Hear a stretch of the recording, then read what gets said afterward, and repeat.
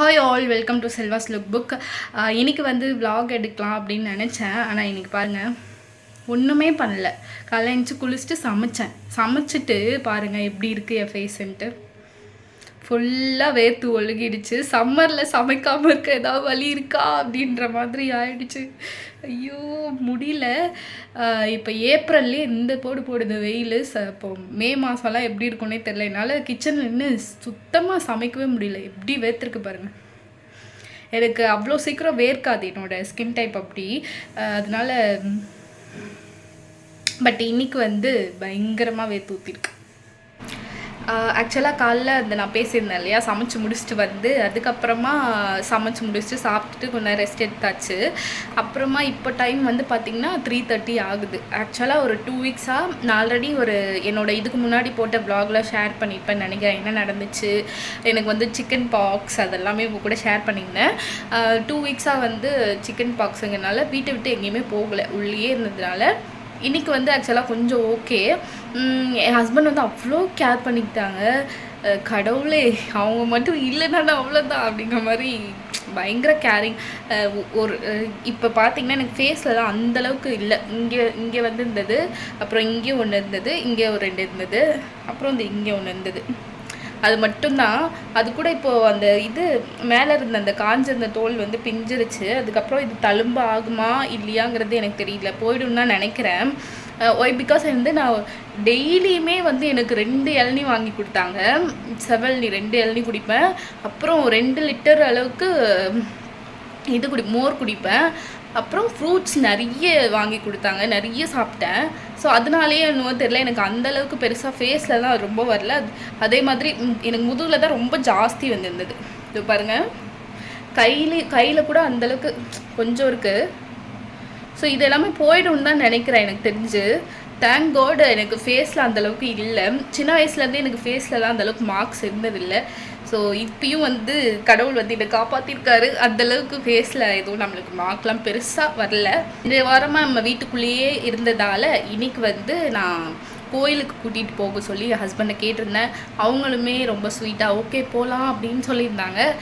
அவங்க வந்து இப்போது ரேஷன் கடைக்கு போயிருக்காங்க. போயிட்டு வந்ததுக்கப்புறமா நம்ம போகலான்டா, நீ கிளம்பிடு ஒரு 5:30க்குள்ளே அப்படின்னாங்க. இப்போ நான் வந்து ஹேருக்கு வந்து லைட்டாக ஆயில் வச்சுட்டு குளிச்சுட்டு கிளம்பிட்டு அப்படியே கோயிலுக்கு போகும்போது எல்லாத்தையுமே உங்களுக்கு காட்டுறேன். சாரி காய்ஸ், கோயிலுக்கு போகிற வரை நல்லா தான் இருந்தேன். அங்கே போயிட்டு என்னாச்சுன்னு தெரியல, ஒரு மாதிரி மூட் அப்செட்டாக இருந்தனால அமைதியாகவே இருந்தேன். என் ஹஸ்பண்டும் வந்து என்னோடய மூட் ஸ்விங்ஸுக்கு ஏற்ற மாதிரி என்னை அட்ஜஸ்ட் பண்ணிக்கிட்டாங்க. இது வந்து பார்த்திங்கன்னா என் ஹஸ்பண்டோட பர்த்டே அப்போது எடுத்த வீடியோ. என் ஹஸ்பண்டோட பர்த்டேக்கு நான் வந்து ஆக்சுவலாக மஷ்ரூம் பிரியாணி பண்ணலாம் அப்படின்னு நினச்சேன். பட் வந்து பார்த்தா கடையில் மஷ்ரூம் இல்லை. சரி ஓகே, நம்ம வந்து வெஜ் பிரியாணியே பண்ணலாம் அப்படின்னு சொல்லிட்டு எப்போவுமே கடைக்கு வந்து என் ஹஸ்பண்ட் தான் போவாங்க. எப்போவுமே அவங்கள தான் அமுச்சு விடுவேன். இன்றைக்கி வந்து சரி கொஞ்சம் ஸ்பெஷலாக இருக்கட்டுமே அப்படின்னு சொல்லிட்டு நானே காலைல கொஞ்சம் சீக்கிரமாக எழுந்துட்டு, ஷிஃப்ட்டு ஆக்சுவலாக என்னோடய ஷிஃப்ட்டுக்கு நான் காலைல தூங்கிட்டு தான் இருப்பேன். பட் இருந்தாலும் அவங்களுக்காக கொஞ்சம் சீக்கிரம் எழுந்து நானே போயிட்டு எல்லாமே வாங்கிட்டு வந்துட்டேன். வாங்கிட்டு வந்து அரிசி ஆல்ரெடி ஊற வச்சாச்சு. ஸோ அதோட ரெசிபி தான் கொஞ்சம் லைட்டாக அவங்க கூட ஷேர் பண்ணிக்கலாம் அப்படின்னு இந்த வீடியோ எடுத்திருக்கேன். ஃபஸ்ட்டு வந்து ஆயில் அண்ட் அப்புறம் வந்து கீ கொஞ்சம் சேர்த்துட்டு அதுக்கப்புறம் ஸ்பைசஸ்லாம் ஆட் பண்ணிட்டு, அதாவது பட்டை, கிராம்பு, அந்த வந்து ஸ்டார் பூ இதெல்லாம் போட்டுட்டு அப்புறம் வெங்காயமும் ஆனியனும் போட்டு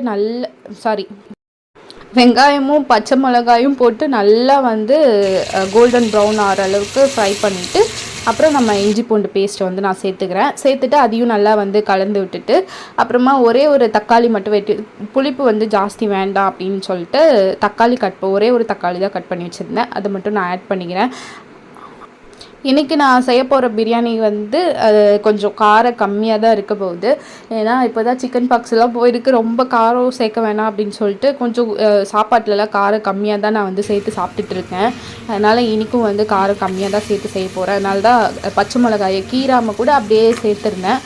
அப்புறம் வந்து பார்த்திங்கன்னா பச்சை பட்டாணி ஊற வச்சுருந்தேன், அதை சேர்த்துக்கிறேன். அப்புறம் வந்து காய் கொஞ்சம் கட் பண்ணி வச்சுருந்தேன். பீன்ஸ் இருக்குன்னு பார்த்தா வீட்டில் இல்லை.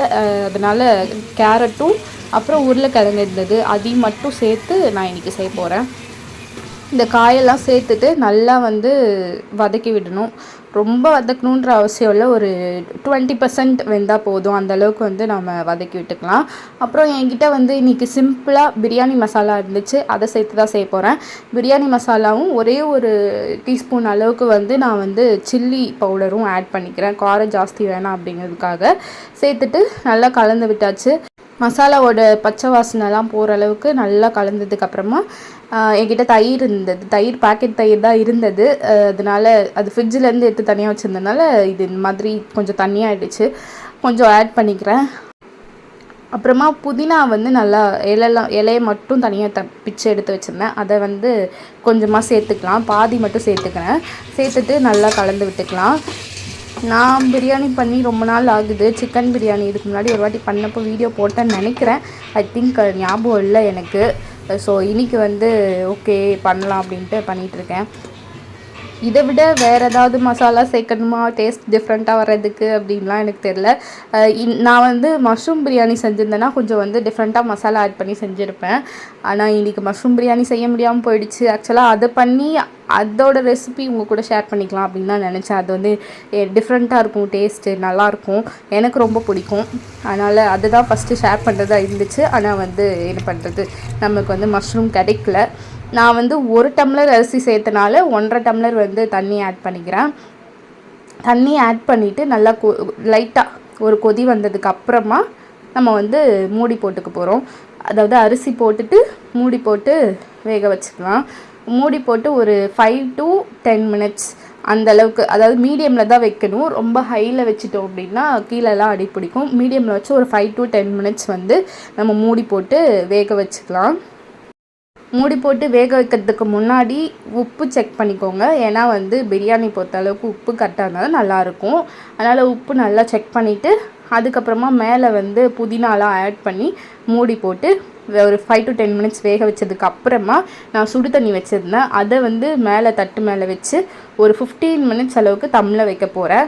அதாவது சிம்மில் வச்சுட்டு அடுப்பை மேலே வந்து அந்த சுடு தண்ணி வச்சிடணும். அப்புறம் இந்த பக்கம் கேசரி ரெடி பண்ணியிருந்தேன், சூப்பராக இருந்தது.